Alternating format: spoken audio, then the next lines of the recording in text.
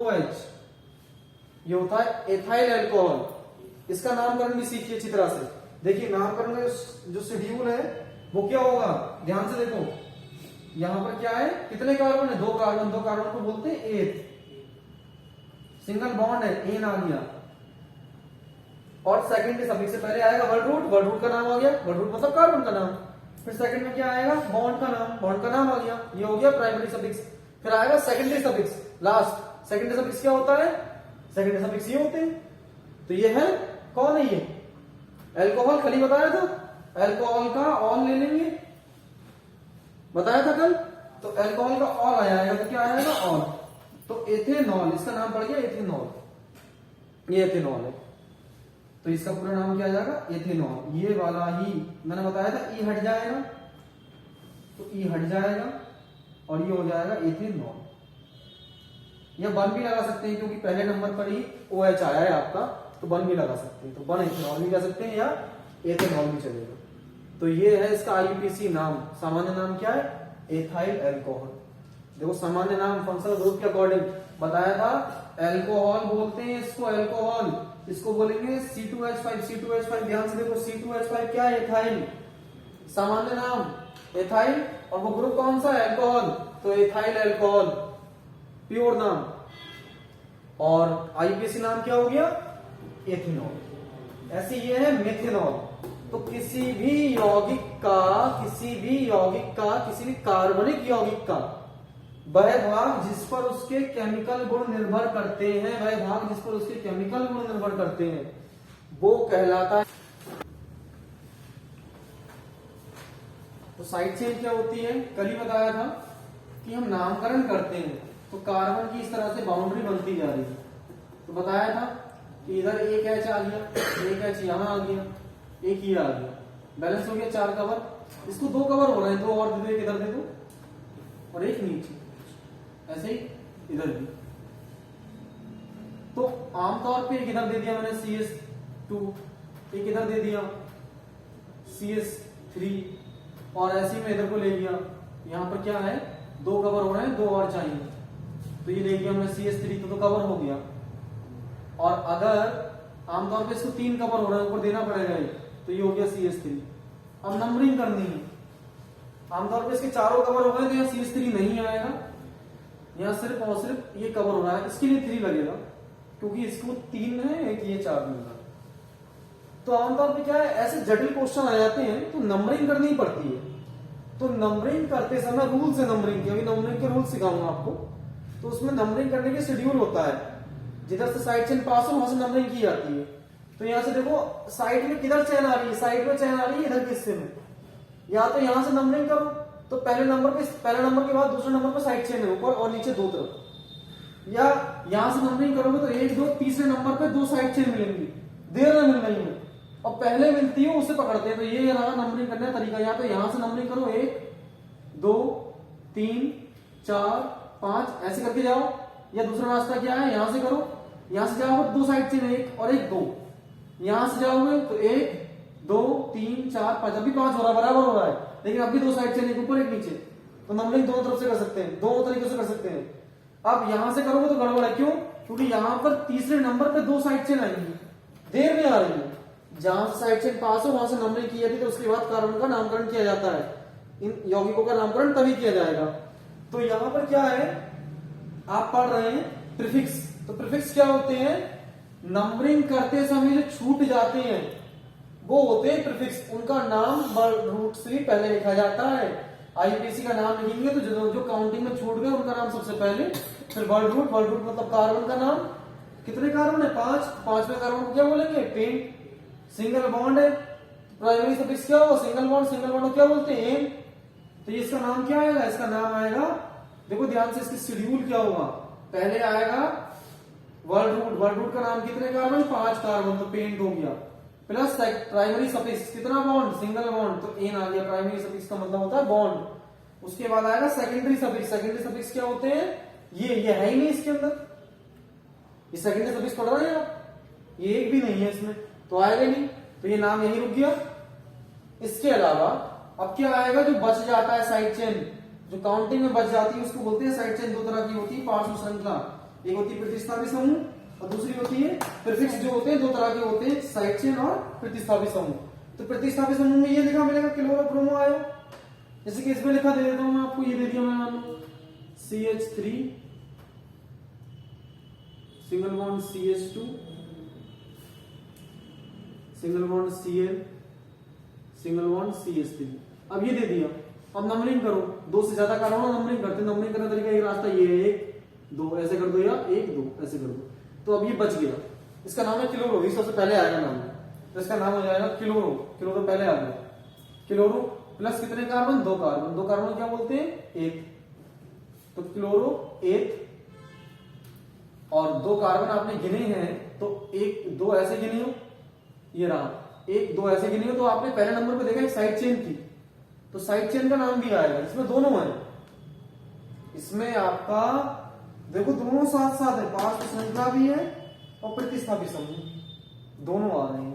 क्यों, क्योंकि छूट गया, काउंटिंग करी 1 2 या 1 2 ऐसे जाओ तो एक छूट रहा है कार्बन, तो उसका नाम भी पहले आता है। तो कार्बन का नाम क्या, मेथ, तो उसका नाम भी पहले आएगा मेथ, मेथाइल आएगा यहाँ पर, मेथाइल।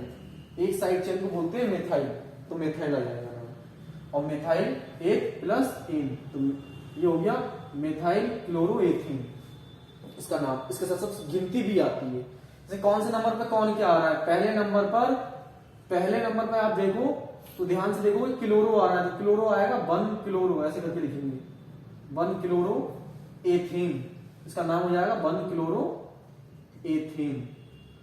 और साइड चेन कौन से नंबर पे आई, साइड चेन की भी गिनती लिखते हैं, तो साइड चेन देखो मेरी पहले नंबर पर ही आ गई, यहां से मैंने काउंटिंग करी, इधर बढ़ रहा हूं तो पहले नंबर में साइड चेन है, तो आ जाएगा 1 मेथाइल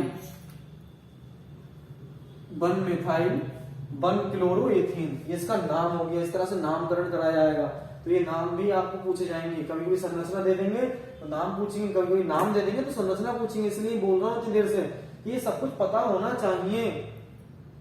और आप लोग सीरियसली नहीं होंगे बातों को लेकर तो कैसे काम चलेगा।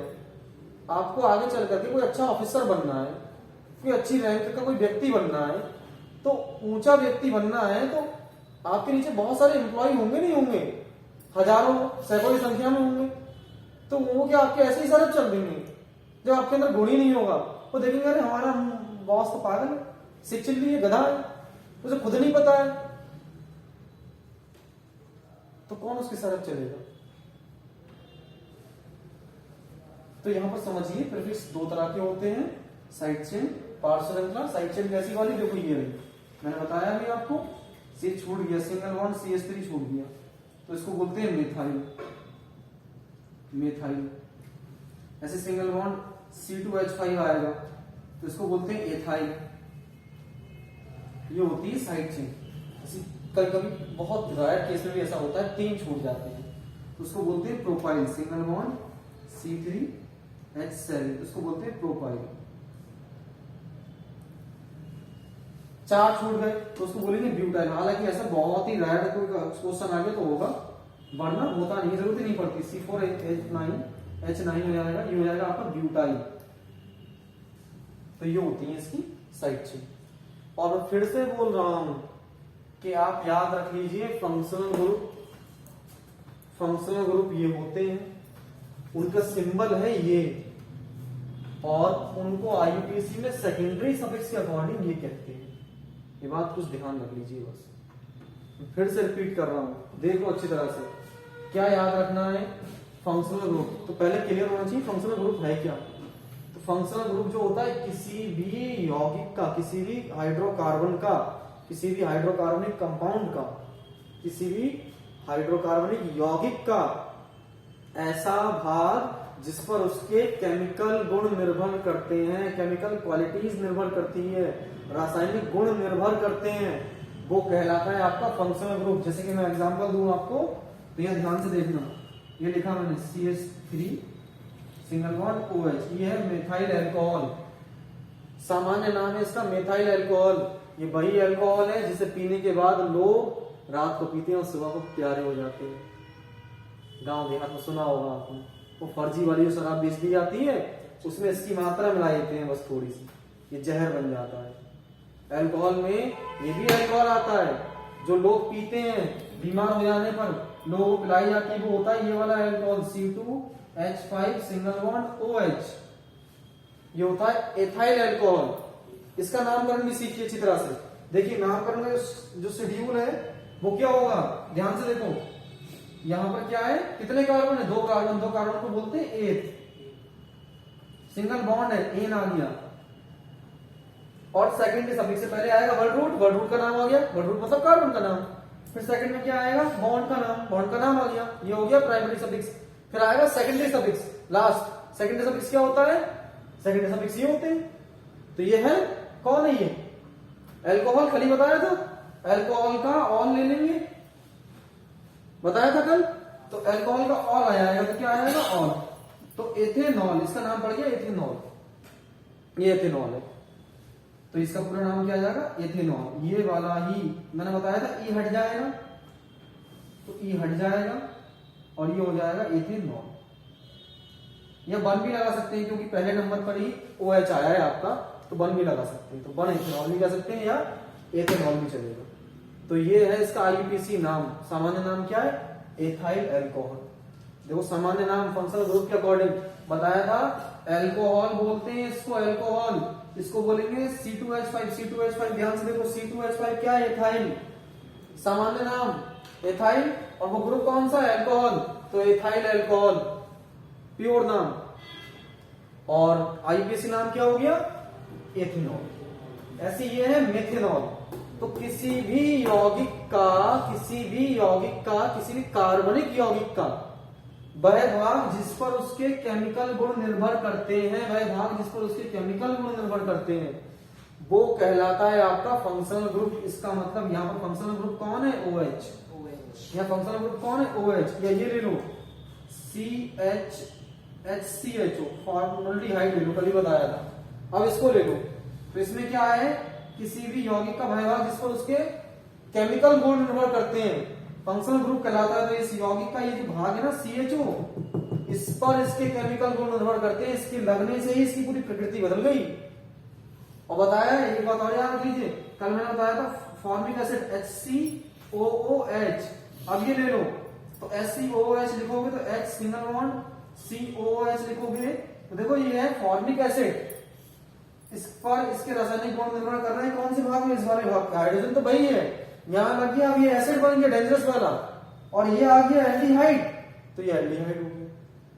जैसे कि तुमने देखा होगा वो बेंजल्डिहाइड देखा होगा, वो क्या होता है, अचार का तेल बनाते हैं, उसका डाल दिया पाउडर, तेल बन गया अचार।